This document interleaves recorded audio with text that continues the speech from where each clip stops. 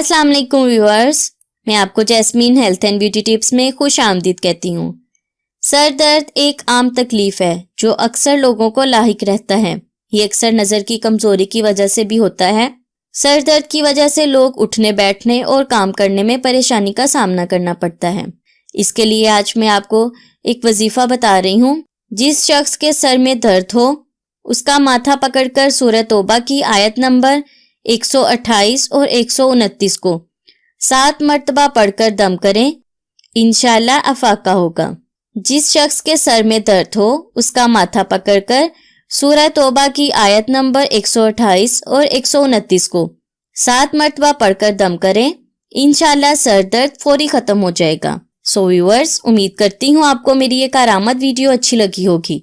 अगर आपको मेरी ये वीडियो अच्छी लगी तो इसे लाइक करें।